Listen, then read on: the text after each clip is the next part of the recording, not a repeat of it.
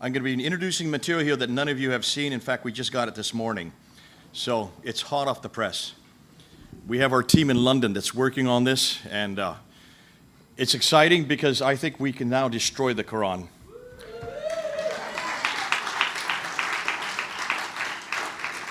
But this is just for you to know. I don't want any of you doing this material unless you know how to handle it. So that's why I'm saying put your pens down, just watch. You're going to get the PowerPoint. It's going to be on the flash drive that they're put up. So you can enjoy it, you can use it, and you can give it to your Muslim friends. This PowerPoint you can give to your Muslim friends.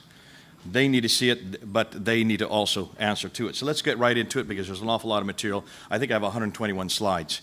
So let's go right into it. What Muslims claim about the Quran. Now, remember, there are four things that all Muslims claim, and this is why it's important that we get into this, engage on this. First and foremost, they would always, you get this polemic by Muslims against us saying that we have corrupted our Bible. You've heard that, right? And they say we don't have the originals. They believe they do have the originals, and they believe that this book here, that I have in my hand here, is uncreated. That's the first claim they make. This book was created, was not created. It has always existed, and that's because the Quran itself makes that claim in chapter 85, verse 22. Secondly, they believe this book was sent down to a man named Muhammad between 610 and 632. So that 22-year period, this book was sent down piecemeal over that 22 period via the angel Gabriel from that eternal tablet that exists in heaven. Number three, that it was not completed during his lifetime. It was not completed for another 20 years when he died. When Uthman was caliph, so 20 years after he died. And number four, that this book I have in my hand today is unchanged. So this is the exact same book that was created by Uthman in 652 that exists in heaven on those eternal tablets. Those are the four claims they make. I've been saying this, and I've been using these four since 2014, but you can ask any Muslim if that's true. And every Muslim will have to agree to those four claims, except maybe the liberals. But the liberals only make up 1%, so they're not really important to our discussion. Now, do we make that claim about the Bible? Please don't. We would not say our Bible is uncreated. We know it was created. We know who wrote it. We know the names of the authors who did write it, and we would put their names on the books of many of the books they wrote. The Bible was not sent down because it was written on earth. It was written by men on earth, about 33 different authors in their own languages. The Bible was complete. That's one claim that we would make. It was complete. The original autographs were complete. But number four, it has been changed, and we know where it's been changed. And so we do stipulate, and we put in our Bible a line right there in Mark chapter 16, verse 9 to 20. We put a line warning the readers that these next verses are not found in the earliest Greek manuscripts. We would say the same thing about John chapter 7, John chapter 7, verse 53 to John 8, verse 11, and 1 John chapter 5, verse 7. Those verses, we warn the readers that they are not in the earliest Greek manuscripts. So we would not make these four claims except for number three. But we don't have the original autographs. Now, my remit today, I am not going to confront the first two. How can I confront eternality, and how can I confront what happened in the 7th century? What I'm going to confront are the last two, and that's all that we are asked to confront. And so I'm going to demand that if the Muslims are going to make a claim that the Quran was compiled completely at the time of Uthman, and that it has not changed since then I'm going to demand one Quran, one manuscript of the Quran from 652 that's complete. That means 114 surahs that is exactly like this book that I have in my hand today. And can be dated to the mid-7th century. Is that too much to ask? Now, more than that, they're going to make that claim, and you're going to see why I'm confronting that. I'm going to do 10 different areas today. I have only 40 minutes to do that. Is that all I'm given, 40 minutes? He's gone out the room. Good. I can do as long as I want. We're going to look at 10 different areas. What is that you just showed me? Just put that away. You can't do it in 30 minutes. I'm sorry. You can't do it in 30 minutes because there's some rich stuff that you need to see. Let's go through the areas. The first area, what do modern Muslim leaders claim? Let's see what they claim. Well, there's Susan Hanif. She said it's preserved today in an exact original form. She's a convert to Islam. Maybe she doesn't know any better. Well, let's look at Fethullah Gulen. One Quran, unaltered, unedited, and untampered. He is leader of the Gulen party. He now lives in Pennsylvania. This is the man that Erdogan is trying to get back to Turkey. So he should know a little bit better. Abdul Yusuf Ali should certainly know what he's talking about because he actually translated the Quran.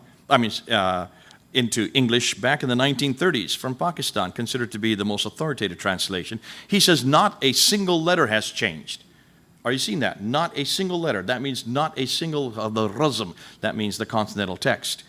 Maulvi Muhammad Ali, he is the leader of the Ahmadiyya party, and he says not even a diacritical point has changed. Not even a dot has changed, the ones that are above and below line. Look at the claims they're making. Dr. Shibat Ali, a good friend of mine, I've debated him maybe six times now. He says it is exactly identical for the last 1,300 years. So the Quran we have in our hand today is exactly identical for the last 1,300 years.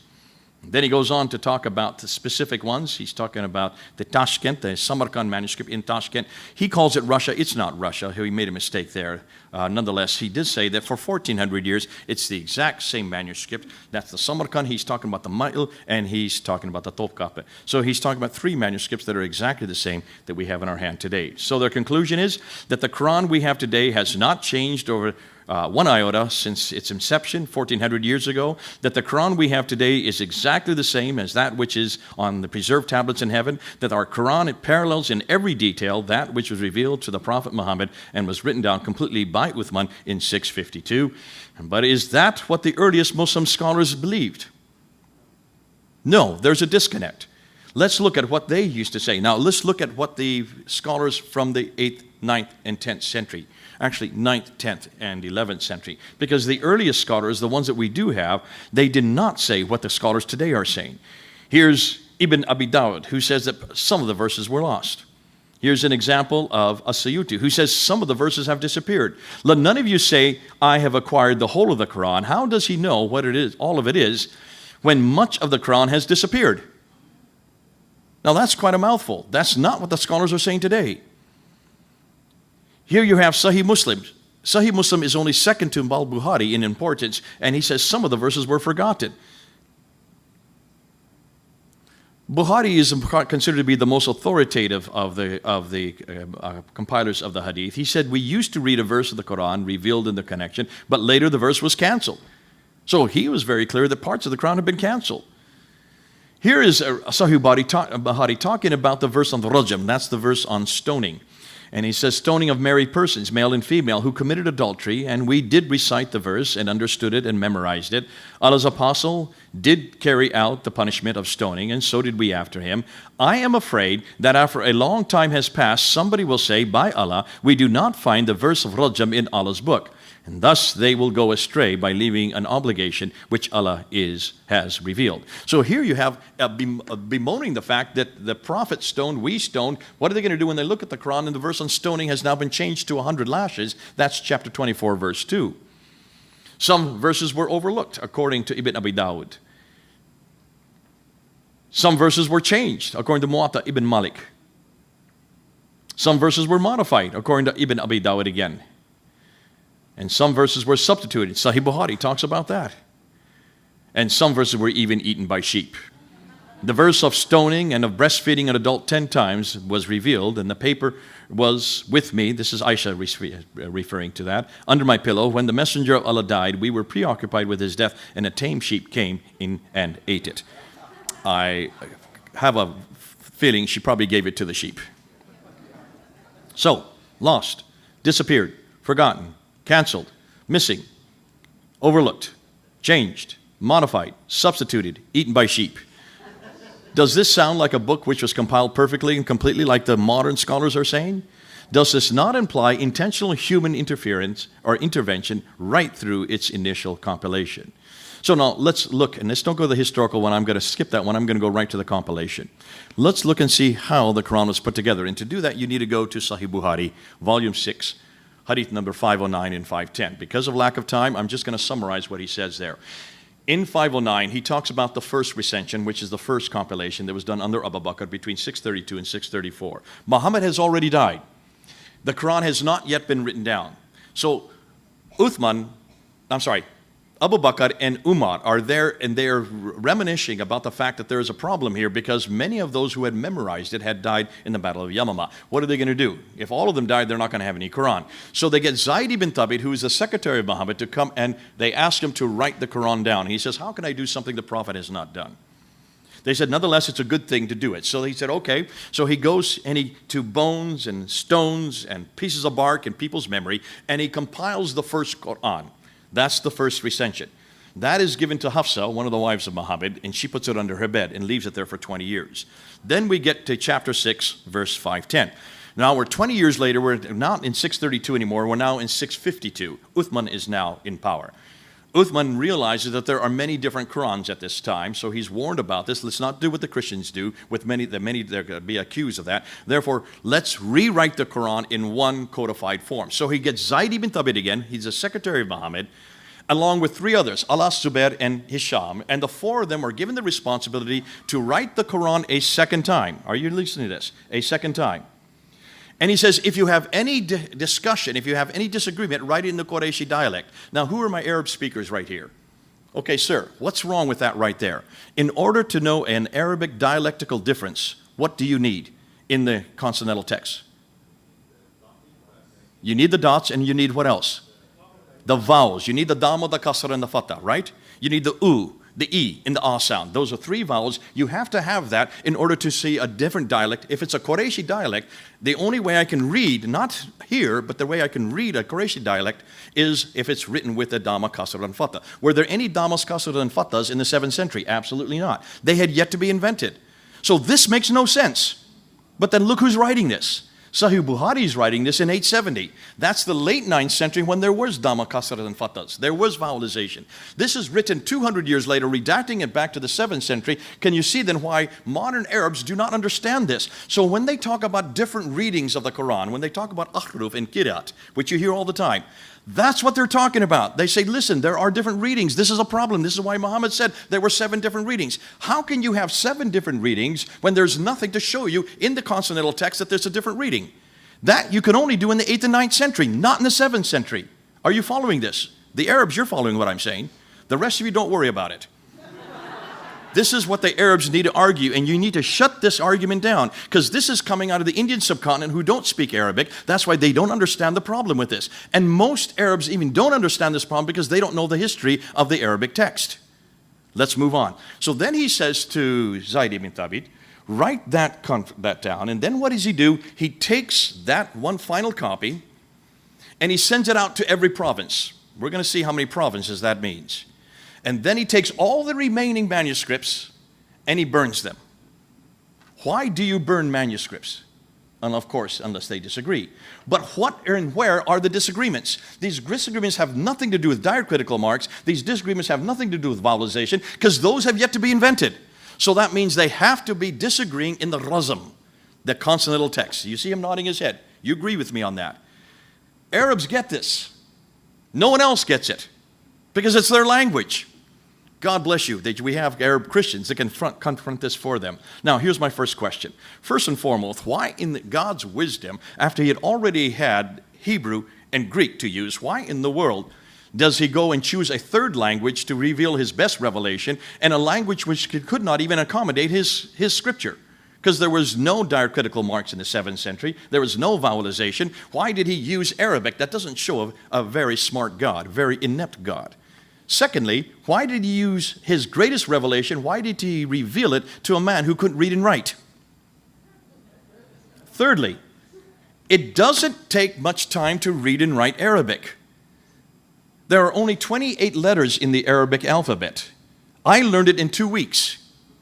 I didn't know how to speak it, but Muhammad knew how to speak it. He had 22 years to read it, 22 years to learn it. Why didn't he learn it in 22 years? Thirdly, he had a secretary, Zayd ibn Thabit. What do secretaries do? They write. So why didn't he write it down while he was being revealed?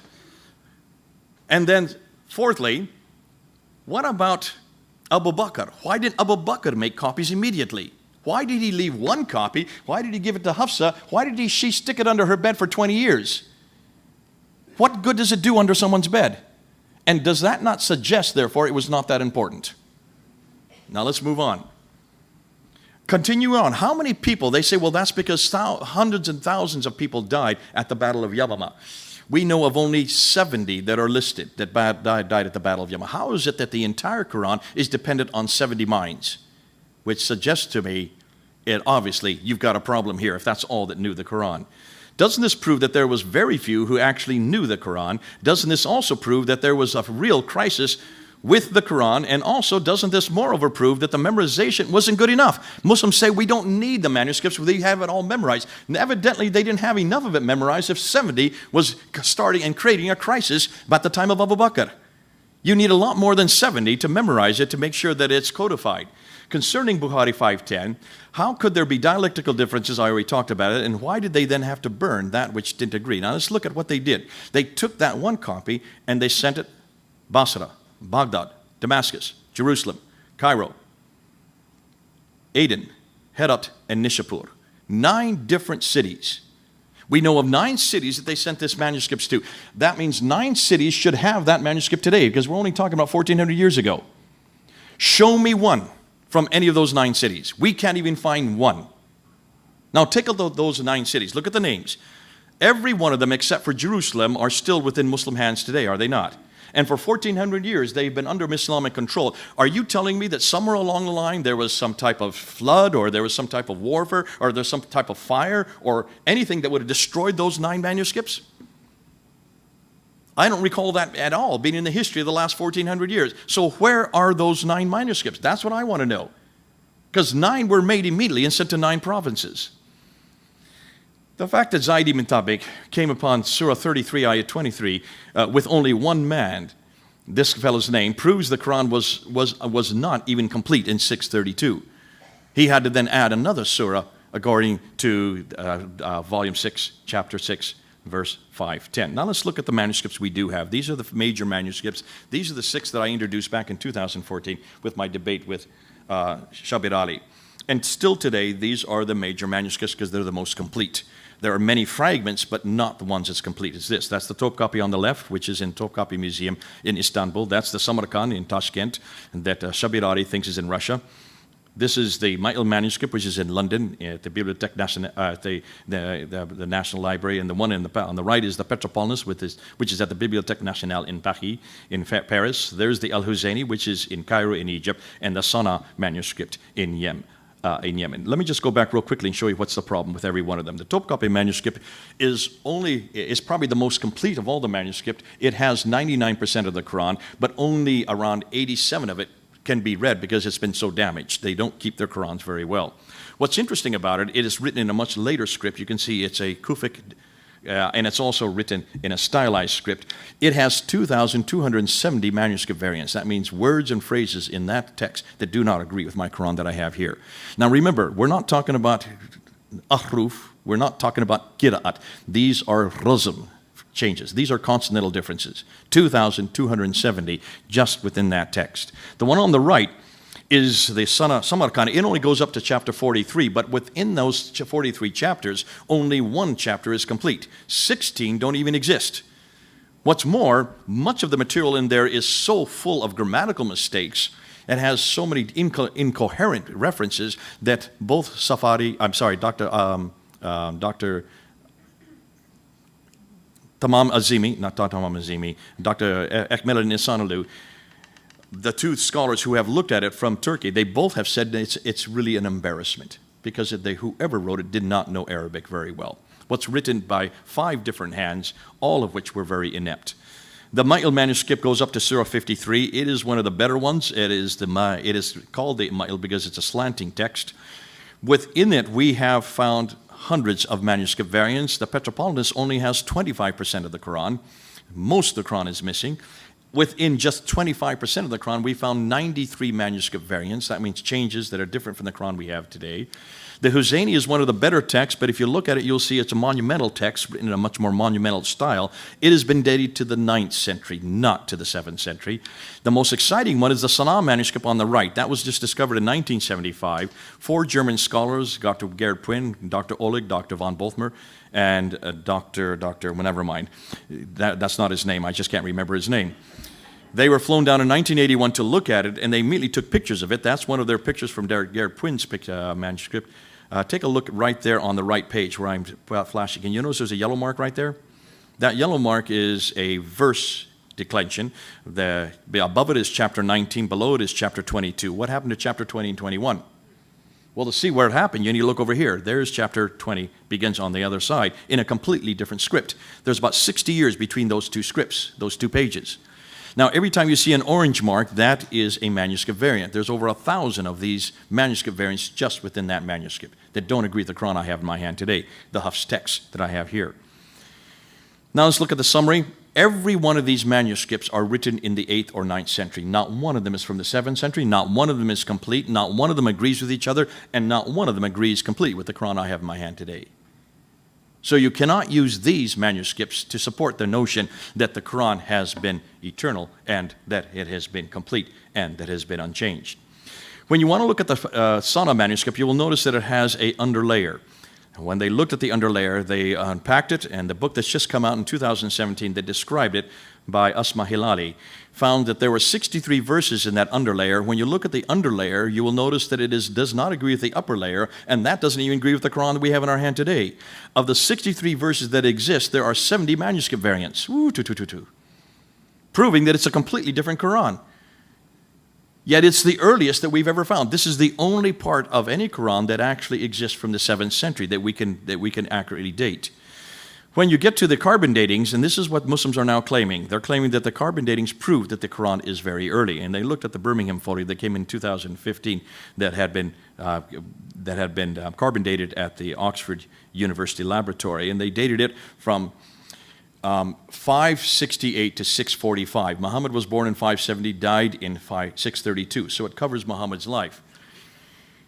When they came out with this, they suggested, therefore, that this was the earliest Quran, that it existed at the same time Muhammad existed. The difficulty is many Arab scholars and many Muslim scholars did not agree with this, and that's why they kept their mouths shut for one very obvious reason. Even if you take the latest date, 645, that's 7 years before, Uthman created the second Quran, canonized the text. So how can you have a Quran that predates the canonized text? Ooh, I love that.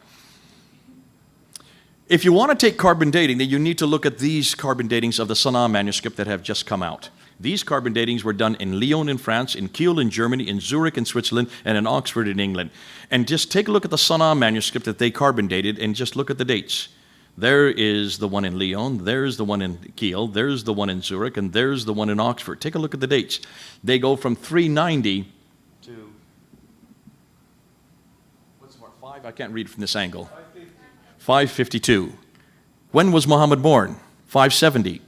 That means they predate Muhammad's life by over 100 years, in some cases 200 years, which means they predate Muhammad, they predate the Quran, they predate Islam, and they also predate, take a look at it, they also predate Uthmanic recension by over 100 years. So are you going to go with that carbon dating? You cannot just pick and choose which one you want to go with. You have to go with all the carbon datings, proving that carbon dating is very inexact. Be careful of carbon dating. You need to go with the paleographic evidence. The paleographic evidence is very clear that it is all of these manuscripts are much later, especially the Sana'a manuscript. Now, let's look at the diacritical marks. Now, take a look at those two manuscripts. Can you notice there's no dots in them? That's what Arabic looked like in the 7th century. No dots above them. There you have the Samarkand manuscript on the left, and you have the Sana'a on the right. Now, why is it that it's important to have the diacritical marks? Well, as I said, there are 28 letters. But the Aleph, the Lam, the Kaf, the Ha, and the Mim. One more. There you go. Wow. A little embarrassed. Those 6 do not need any dots. So of the 28, 22 letters need dots. The other 6 do not. That's why you have to have the diacritical marks. That's why they had to be invented. What do I mean by that? Well, let's just take a smiley face here. When you put 1 dot above it, it's a noon. When you put 2 dots, it's a ta. 3 dots, it's a tha. Now, when you put that same smiley face and put 1 dot below it, it's a ba. 2 dots, it's a ya. If you take all of them together, you have a na, ta, tha, ba, ya. 5 different letters from just 1 smiley face. Can you see the problem? If you have 3 smiley faces together, like most letters are, most words have 3, you always have 3 letters to a word in Arabic. That's the root word. Am I correct? That's why you always take the first 3, the 3-worded letters is where you start your dictionaries. If you take just 3 letters, 3 smiley faces together, you can get 19 different words just depending on where you put the dots. Can you see the confusion in why you then had to have some type of qira'at, some type of ahruf, some type of understanding what the text was saying? And that's why the variance existed. Now take a look at that picture right there. Those are 26 of 32 that Hatuntash has now been able to collect around the Muslim world just by looking at going to marketplaces. When you look at those texts, those you can buy in the marketplace today. We've got all 32 of them. That's just the first 26 she was able to discover. Each one of them is different. Those are all in Arabic. None of them are translations. They come from these men right here that you see on the right, from 5 different cities, in Basra, Baghdad, in Mecca, Medina, and also Damascus. When you look at those 5 cities, you will notice that every one of those cities, which supposedly had Qurans in them, had teachers who then trained different students. When the diacritical marks were then being introduced in the 8th and 9th century, they had so many disagreements that you had many students come out with many of their different Qurans. Just by looking at just 23 of those Qurans, we're just still going through it, just by looking at 23 of those Qurans, we've already now noted 93,000 differences. 93,000 differences. Can you see then why Muslims are being duped when they say the Quran has never changed? Let me show you what happened when in 1924. That one I've just circled is known as the Hafs Quran. Only one was chosen. He is a student that came from Kufa. He died in 796. That's 144 years after Uthman. And yet that's the Quran that we have in our hand today. One man, he died 144 years after Muhammad, never knew Muhammad, never even come from Arabia. He came from Kufa, which is in Iraq. Why was his chosen and the others not? Because we now know that there should be 39 different Qurans. We've already found 32. We're going to get the other 7 yet. Just hold on, we'll get them. Because they're on sale in most of your bazaars in Morocco and also in Yemen and in Jordan. That's where we're getting them. What's fascinating is Muslims have never been told this. This is the lie that you're not hearing. And probably for many of you, this is the first time you've heard it. Now, let's look at some of the examples. Most of the Muslims like to go to Surah 1, Ayah 4, the difference between Maliki and Maliki. Well, that's not much difference. That's not the biggest problem. Look at this one, chapter 3, verse 146. Qatala versus Kutila. One is fought, the other is killed. Now, it's talking about a prophet. Do prophets fight or are they killed? Well, if I'm a prophet, I like to know that I'm just fighting and not being killed, thank you. So that has a huge difference depending on what the subject is on that one. Here's in chapter 43, verse 19. It's Ibadu versus Inda. One is slaves, and what's the other one? In the presence. Now, this is fascinating because are the angels that it's talking about slaves of Allah or simply in the presence of Allah? Or is it the slaves of those in Allah's presence who will be male or female? Well, if I were an angel, I would prefer being in God's presence than his slave. And if I were an angel, I would prefer if only the slaves were made females. I would not prefer the slaves be made females because I'm a male. This would have huge amount of importance depending on who's reading this. Can you see how this changes the context? You could do a doctoral thesis just on that one variant there. Here's Isanan versus Harun. I think I'm reading. I can't read over there because it's Husan, sorry. And the difference in one is doing good and the other is beauty. Now, if I'm a parent and I have a child, I would like my child to be good rather than just beautiful as a parent. But it depends on which reading you're going to read. And that's why all of these have a huge import on how you read the Quran. I won't get into this one here because there's about 70s that I could get into. We don't have time to do that now. Get my bigger, the Quran PowerPoint, and you can get all the 70 that we looked at. We have we have 93,000 yet to get through. I've just shown you 3. But can you see how these damage the theology of the Quran and damage the authenticity of the Quran?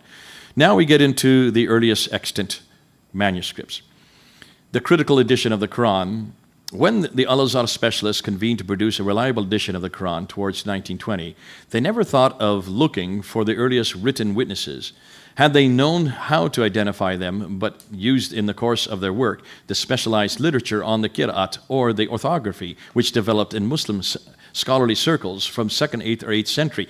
That's the problem. They had not do the right thing. If you're looking at a critical edition, you always go back to the earliest text. That's what we've done with the Bible. And you get the critical edition by looking at all the earliest texts and coming to some conclusion as to what that earliest text was.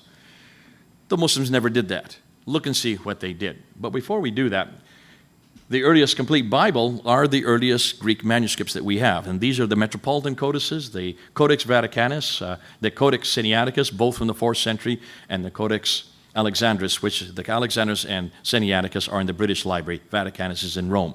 Those are known as the three metropolitan codices. Those are 4th century and 5th century. That's 300 to 200 years before the Qur'an was even created. So how is it we can come up with 3 metropolitan codices of the entire New Testament 200 to 300 years before the Qur'an, and they can't come up with one from the 7th century? There's the question we need to ask. Is there a complete Quranic textual tradition back to Uthman? Mansour Ahmad was on the ladder in May 26. I could show you the video, but we don't have time, I know.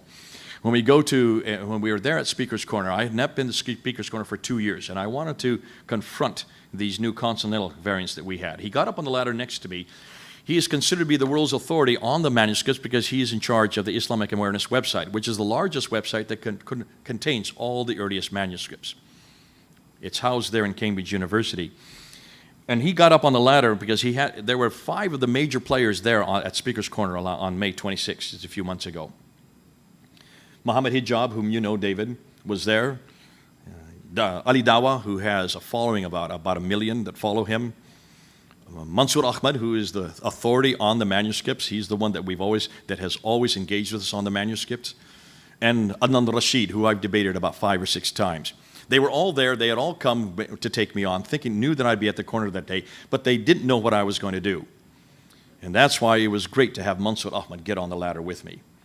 Mansour Ahmad got on the ladder. He was forced to get on by the others. They stood at the back, and they pushed him up. He put his ladder up, and he was going to take me on these consonantal variants, which I'm just going to introduce in just a bit. He made a claim while he was on the ladder. He said, these are nothing more than scribal errors. We're going to show you that none of these are scribal errors. And then he made this claim, Mr. Smith, we have a textual history that goes right to Uthman. Once he said that, and there were about 20 cameras on him, I immediately turned and I jumped on him, because that's exactly what I wanted him to say. We wanted it on camera. So I said, okay, you have a textual history that goes all the way back to Uthman. I said, all right, I want right now for you to tell me, where is there one manuscript that's 114 surahs that parallels this book that I have in my hand today from 652? That's Uthman. He was quiet. If you look at the video, you'll see he's quiet. So then he says, well, from the 1st century Islam. I said, okay, let's just start. I first asked him, what about the 7th century? Do you have anything from the 7th century? I'm giving him a whole century. He said, you still didn't listen to me, Mr. Smith. He said, from the 1st century Islam. That means the 1st century AH. I said, listen, the 1st century Islam goes from 622 to 719. All right, let me ask you, do you have a complete Quran, 114 surahs, from the 1st century Islam that goes up to 719? Give me one. One complete Quran. That you made the claim. I want you to do it right now.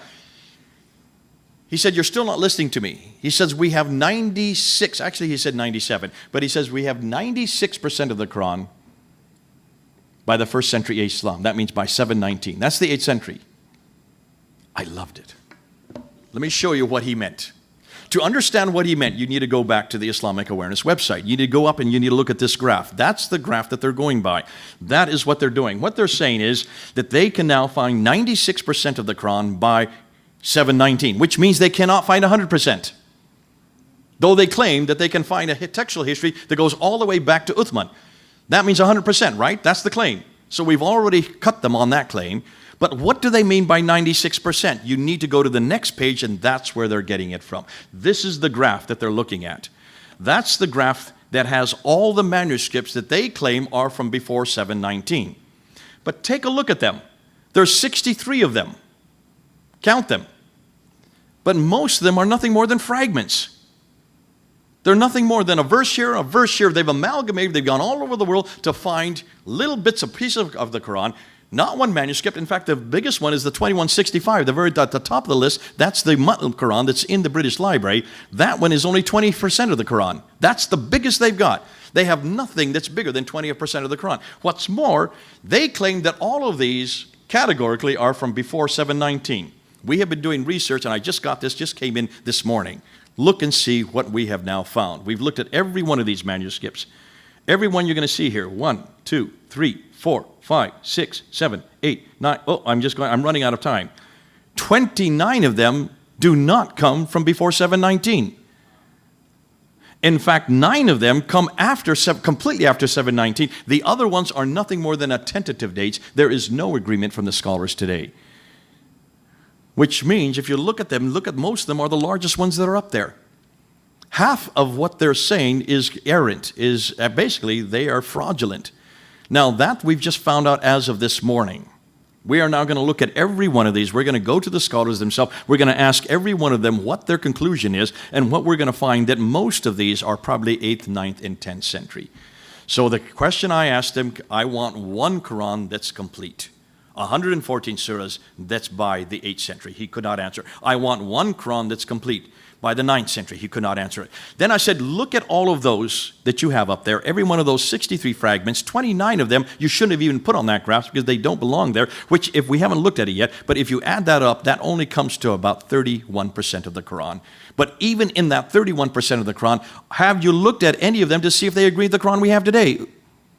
They haven't looked at any of them. So how can they make this claim? Well, there is one man that has started to look at them, and his name is Dr. Dan Brubaker. Dr. Dan Brubaker is a good friend, and he is the first one to actually publish. He actually published this book. How many of you have been able to buy this book? Get it. Put it in your library. Read it. There, just hold it up there. There it is right there. Go ahead, Greg, George, if you can just show everybody. Take a look at his copy. This book is going to start the damage, because this is the first book that's ever been published. No Muslim has done this. This is an American who's not a Muslim who has done his doctoral thesis on this very thing, and he finally came out with his book on May 26, 2 hours before we got up on the ladder. He published this book, which means that we can now support it. We can now look at it. That's just 22 of 4,000 that he's found. Now, why are these so damaging?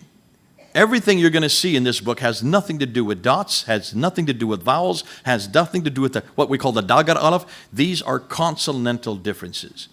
These are razm texts. These are the original texts. He's found hundreds of insertions, erasers, coverings, tapings. There's some insertions you see there. There you can see some erasers. There you can see some erasers overwritten, others overwriting without erasers. Selective coverings, probably the most damaging. Selective coverings overwritten, and then some tapings. Let's just look at what he has done. I'm not going to show you all 22. I'm just going to show you a smattering. Take a look at that one now. Huwa. Can you see the word huwa, where the green arrow is, has been added at a later date? Can you see it's a smaller set of letters? And yet it's been added at a later date. It has no vowelization. What's interesting is you don't need the huwa there. He is. You don't need it. It's understood. So why is huwa been added at a later date? The only reason it's been added is so that it now supports the Hafs text, this text that I have in my hand.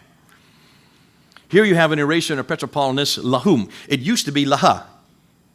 Now what's fascinating, lahum, for them, should be for him, and it's been made plural. But that still is not needed. You don't need the lahum there. So why have they erased it and written lahum after? So that it supports this 1924 Hafs text. Take a look at this. 1, 2, 3, 4, 5, 6, 7, 8, 9. 9 different instances where Allah has been added to the text. Did they forget God's name? 9 times they've forgotten God's name.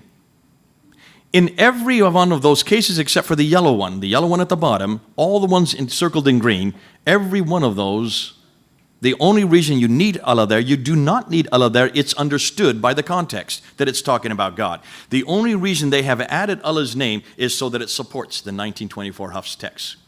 Am I beginning to sound like a broken record? In every case, they have used it to standardize the text to the text we have today. Here you have an eraser from Surah 30, Ayah 9. Can you see it's an eraser? It's obvious they're not trying to hide it. There was a word there. It's no longer there. I have no idea what it used to be. Here is the cover of the book. There are 4 different changes there, corrections. In one case, you can see the Ilahi, which is up at the top, has been left in. It should not be there because that doesn't support the 1924 text. So Allah, which is out in the margin, has been added. It should be where the Ilahi is. They then rewrote the Ilahi in, and they put this out in the margin, showing that they're going to put it in at a later date. That now parallels the 1924 Hafs text. In every case, when you see these amalgamations, when you can see that here's an entire line between the lines that has been added, they're not trying to hide it. They're being very transparent about it. It was obvious that that was added at a later date. Here you can see where al-sama, which is the 7, has been added above the text. Here you can see bimithli has been added in between. It's a much smaller text. Can you see it's with a smaller nib? And it has dots and it has also vowels. So there you can see it was added in the 9th or 10th century when they were then invented. And here you can see Allah has been added on the outside. This is from the Topkapi manuscript. Here's an eraser overwritten in the word bounty. And that is written, you can see where the text, they haven't even tried to hide that which they've erased. Here you have lahum. It used to be laha. Or I'm sorry, that's cool. It used to be kal. Now it used to be kala. Now it's been changed to kalu. He said has been changed to they said in 2 different manuscripts at the same place on Surah 34, Ayah 35. Why have they changed it from singular to plural? Because it now supports the 1924 Hafs text.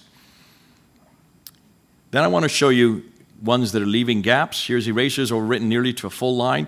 Now take a look at this page here. 8 different coverings. 8 different corrections on one page. Can you see? When you read what's left behind, that now supports the 1924 Hafs text. But it's so ulta-pulta, it's hard to read.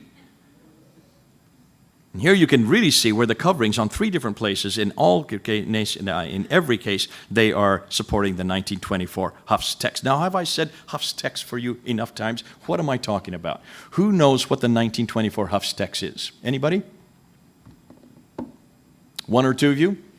Well, I've given you the date, 1924. So what is this 1924 Hafs text? In the city of Cairo, only in one city, the Department of Education in the city of Cairo noticed that whenever they had standardized testing for the students there, every one of their answers was different because they were using many of the different Qur'ans. They were using the Warsh, they were using the Al-Duri. In fact, there's 2 Al-Duris. There's 7 different Hafs texts. And because of the fact that they could not have standardized tests, they went into Muhammad ibn Ali al-Huzaini al-Haddad. Remember that name? This is the man that was given the responsibility to choose the final Qur'an. He then went back to these 39 and he chose that one. He is the one that's responsible for choosing the Hafs text, but only for the schools in Cairo, nowhere else. So when you hear the 1924, all we're talking about is one city. He then took all the remaining texts, all the remaining manuscripts, he took them out into a boat and threw them into the Nile, which means they're still there today. Anything that disagreed, he threw into the Nile.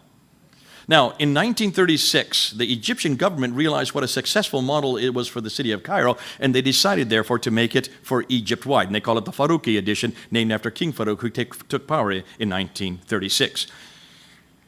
In 1985, King Fahd in Saudi Arabia saw how successful it was for Egypt, decided to make this text, the Hafs text, universal for the whole world. That's 1985. How many people in this room are older than 1985? Every one of you is holding up your hand is older than the Quran. This Quran is only 34 years old worldwide. Now, put your thinking caps on. Every one of these consonantal variants, these corrections that I've shown you, have you noticed? Dr. Dan Brubaker has found 4,000 of them. Every one of them that we're finding are now standardizing the text to this text. How do you standardize a text unless there's a standard that is understood? And when was the standard created? I leave that with you.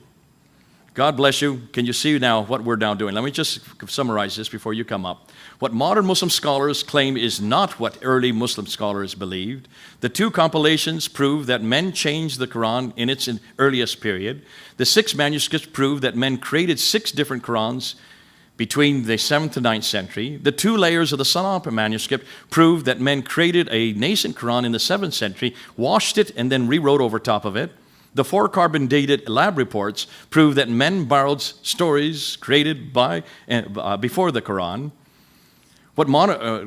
Let me go back here. The 32 different Arabic Qurans prove that men even today still read a variety of Qurans. The 63 fragments employed to find just 96% of the Quran proves that they still don't have the original, while 29 of them are either tentative or have no sources. The 4,000 consonantal variants prove that they are possibly still changing and standardizing the text even today. And the 36 non-Hafs Qira'at variants that they did not use, which were dumped into the Nile, prove that when Muslims find problems with the Quran, they either burn them, or wash them, or erase them, or cover them, or sink them to destroy the evidence. Finally, from what we have researched and found, what we can say is the Qur'an was not created by God at all. The Qur'an was not sent down to Muhammad. The Qur'an was not completed by Uthman. The Qur'an was changed in the last 1,300 years. And the Qur'an was finally compiled in 1924 and made official in 1985. Thus, the Qur'an is a mere 34 years old. Consequently, many of us in this room are actually older than the Qur'an. Now, for those of you who want to know more about this, we are doing, and here's the, if you want to get a brochure, you can get it down there. If you want to sign up also for the Fander course, this is the Veritas, these are the lectures I'll be doing next month here at Costa Mesa. And there's the information you can get. The Fander course, I'll just say one real quickly. We're putting the Fander course on. I've just asked them to extend the period for registration for 1 week so that any of you who want to take the Fander course can apply for it. But you need to sign up on my sign-up sheet over here before today. This is the last day that they have open for registration because it starts next Tuesday. That comes to your laptop. You can be anywhere in the world. It's 24 courses. It starts next Tuesday, and it goes till next April. It's a 2-hour lecture per 24 lectures. You don't have to be live to watch it. You can pull it down at your own leisure. God bless you. Can you see how that everything I've said, but before I end, I just want to end on one note. Have you noticed everything I've said is not a Christian polemic? Remember what Eddie says, that we're to confront and use polemics? Everything I've said this afternoon has nothing to do with Christianity. This is as neutral as you can get. This is a historical polemic. The claims they make about their Bible, however, we would never make about, about their Quran, however, we would never make about the Bible. But let me just say one last thing. This is not the only Word of God we have, right? Do we have another Word of God who took on flesh and dwelt among us? The Logos, is he also not called the Word of God? Well, let's see if these 4 things work for him. Jesus, is he eternal? Was he sent down? Is he complete? Has he never changed? Woo! The 4 things the Muslims are looking for in this book, we've got in Jesus Christ. So everything they want, we've got. Folks, bring them home. Bring them home. God bless you.